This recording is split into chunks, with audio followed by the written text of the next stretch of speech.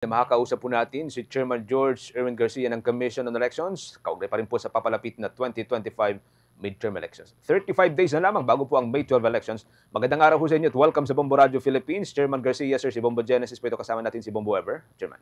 Magandang umaga po, Bombo Genesis, Bombo Ever, sa ating mga kababayan. Magandang umaga rin po. Thank you uli, Mr. Chairman. Radio Philippines. So far, kamusta po yung naipadala hong mga automated counting machine? Ano po mo status mo ng mga ito ngayon, Chairman? Una po, tama po kayo. Yung naipadala na po natin sa mga hub po namin ito pinapadala. Hindi pa po directly sa mga presinto o sa mga munisipyo. Naipadala na po natin yung intended para sa Zamboanga City. Yan ay para sa Basilan, Sulu, Tawi-Tawi. Nagpadala na rin po tayo para sa Kidapawan City. Yan naman po ay para sa Maguindanao Norte, Maguindanao South, Cotabato City. At nagpadala na rin po tayo sa Iligan para naman po sa Lanao del Norte, Lanao del Sur at yung mga kalapit ng Iligan City. Nung kasabado po, nagpadala na tayo sa Caraga naman para naman po sa ating Surigao del Norte, Surigao del Sur, Agusan del Norte at Agusan del Sur. At kahapon naman po sa Batanes na ipadala na rin natin. So dahan-dahan po natin na ipapadala na yung ating mga makina na gagamitin sa araw ng eleksyon. So far, wala naman po naging problema, sir, doon sa transport. Wala naman po. Ito po naman ay sa hub natin pinapadala na kung saan naandyan na rin po yung mga baterya natin at mga iba pang gamit na gagamitin katulad ng ballot boxes sa araw ng eleksyon. Nitong weekend, Mr. Chairman, meron pong issue na lumabas, yung pagkaka-deliver down ng mga election paraphernalia na dinala sa private property o di kaya dun sa mga tagpi-tagpi na bahay na may tagpi-tagpi lamang, kaya po naungkat po yung ilang mga larawan. Ano pong paliwanag ko dito ng komisyon, sir? Alam niyo po yan po yung mga transmission device, yung po Starlink at saka po solar panels. Wala pong relasyon yan sa mga makina natin. Hindi po yan yung pambilang at hindi rin po yung pagsuma total ng mga results po natin. Yan po ay sadyang ipinapadala namin o pinapadala ng ating provider doon sa lugar na kung saan po walang signal.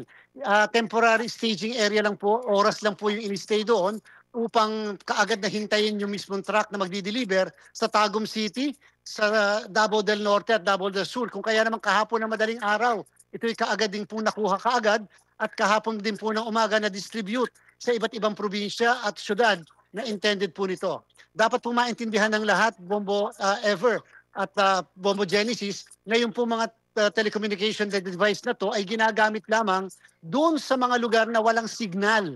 Pagka naman po may signal, katulad ng Davao City, halimbawa, ay hindi po kami gagamit ng telco dyan. Ang gagamitin po, ng Starlink, ang gagamitin po namin dyan ay yung SIM card ng Smart Globe o kaya nandito. Pero habang temporaryo na nandun po sila sa mga bahay na yon, Mr. Chairman, nababantayan din po ng mga law enforcers natin? Opo, at saka meron din po kaming information, inform din po ang mga local COMELEC namin tungkol dito. In fact po, nung kinuha rin po yan, Bombo Genesis ay present yung mga miyembro ng media at citizens natin. In fact, sila po'y sumama rin sa paghahatid doon sa mga lugar kung saan ito intended na dadalahin. Okay. Sa ibang usapin ho tayo, Mr. Chairman, kumakalat ho ngayon sa mga itong mga text blast o kung hindi man yung pong alert messages. Sabi nga ho ng OCD kanina, Office of Civil Defense, dapat hindi ito ginagawa ng mga kandidato. Ano pong mga monitoring ho natin dito? Ano pong pakipag-usap natin sa Office of Civil Defense so far?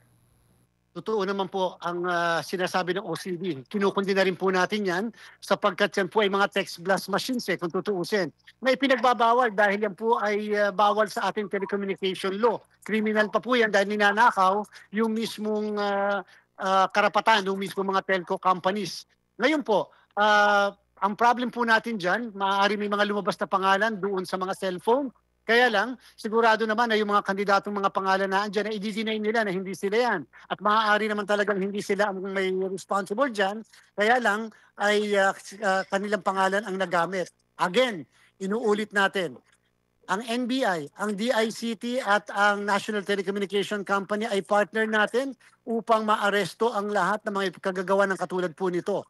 At hindi po natin yan titigilan sapagkat maaari may gumamit pa niyan sa mga susunod. Yan po ay ginagamit para sa national emergency calamity, para mas makapag-save tayo ng buhay at hindi para sa pangangampanya, inuulit natin. Grabe ang pamamaraan, Mr. Chairman.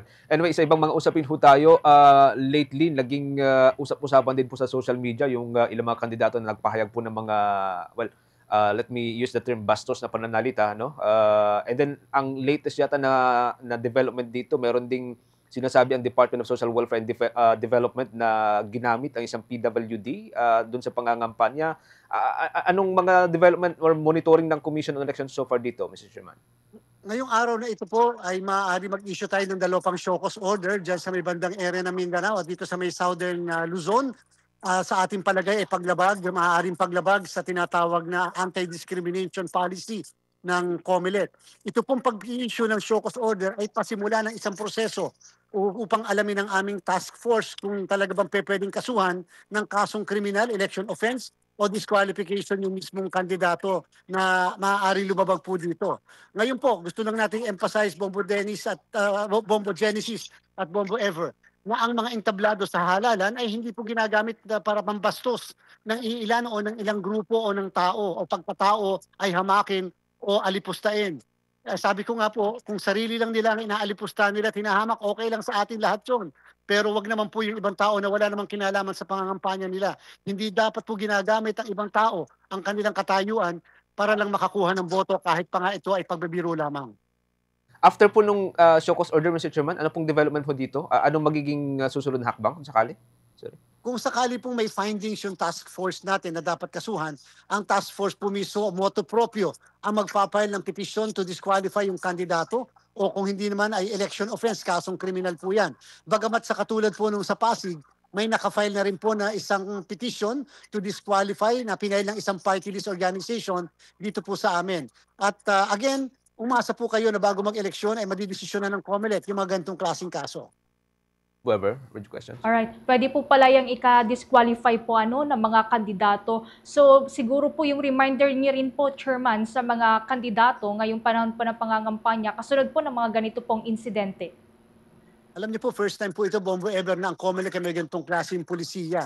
Kasi na-anticipate natin na talagang lalakit, lalawak at may magkakaroon ng taas na bilang sa mga pagbabastos laban sa mga kandidato at mga ibang grupo. Sa ating po mga kandidato, hindi po ba kinakailangan tayo maging maayos sa ating pong pagkilos, pananalita? Tayo po ay idolo. Tayo po ay tinitingala ng ating pong mga kabataan, ng ating mga botante. Kaya nga tayo naghahain ng ating pong serbisyo sa kanila. Paano kung pulos pambabastos sa lumalabas sa ating mga bibig? Hindi po ba parang pwede rin tayo magaya nung lahat? At therefore, yung mga kabataan parang sasabihin nila na okay lang naman pala kung walang parusa. Kaya naman, kinakailangan may parusa at may karampatang consequence sa mali po nating ginagawa. Yan po yung gusto lang natin gawin dito, patunuin ang ating kampanyahan. Nung nakalipas pong linggo, Chairman, opisyal na pong isinailalim ang Dato Odin Sinsuat sa COMELEC control. May nakukuha po ba kayong updates mula sa local COMELEC ng Dato Odin Sinsuat kung kumusta na po yung sitwasyon ngayon doon sa lugar, kasunod po ng pagsasailalim po sa COMELEC control? So far po, simula nung ilagay natin sa COMELEC control yung Dato Odin Sinsuat, maayos, tahimik, wala naman pong kahit anong problema o kahit anong violence dyan po sa area. Sana nga, hindi na lang nailagay sa COMELEC control kung magiging maayos nila. Pero at least po, wala pa namang ginagawang aksyon ng COMELEC na binago natin yung status quo dyan sa Dato Odin Sinsuat. Kumbaga sa deklarasyon natin, yan ay naka-standby lang para kung sakasakali pwede kami magawa ng immediate na action para lang siguraduhin na makakaboto ng maayos at walang takot yung mga kababayan natin. Alright. Chairman, ano-ano po ba itong mga limitasyon at regulasyon ng COMELEC control na ipinapatupad po dun sa may Dato Odin Sinsuat? Pwede po kami magdagdag ng mga puwersa ng military at saka ng Philippine National Police. Pwede po namin dagdagan din ang bilang ng mga tinatawag natin na checkpoints. In fact, later on, kung talagang magiging worse, pero hindi naman po, wala talaga sa kasalukuyan, pwede namin i-take over ang pamamahala doon sa area kung kakailanganin.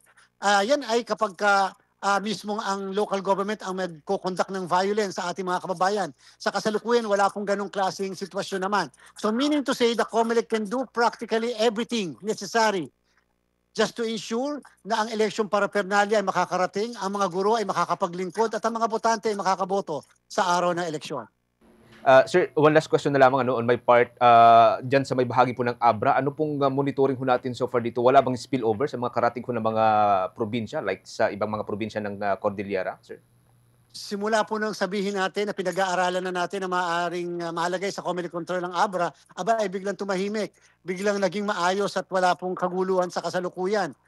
Wag po sanang dadagdagan pa nila yung lahat ng mga nangyayari dyan o yung mismong violence ay lalawak pa dahil nga hindi mag-aatubili ang COMELEC na gamitin ang ating kapangyarihan. So far naman po, naging matahimik ang Abra nitong mga nakaraang araw at buong linggo nung nakaraang linggo.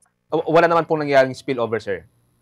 Ay, wala naman po, wala naman po. Hanggang doon lang doon sa isang bayan dyan sa Abra at hindi naman po naapektuhan yung ibang mga munisipyo po doon. Kaya nga po, unfair na buong probinsya, halimbawa, bigla mo na lang ilalagay sa COMELEC control kung ang pangyayari naman ng kaguluhan ay limitado lang sa isang maliit na bayan, halimbawa. Mr. Chairman, maraming salamat. Thank you for joining us again sa Bombo Radio Philippines. Hanggang sa mga susunod, maraming salamat. Ingat po kayo, sir. Maraming salamat po, Bombo Genesis, Bombo Ever, mabuhay po kayo at ang Bombo Radio. Mabuhay po kayo, Mr. Chairman. Si COMELEC Chairman George Sherwin Garcia magkakabombo kaugnay pa rin po sa ilang mga usapin habang papalapit ang 2025 midterm elections. 35 days bago po ang May 12 elections.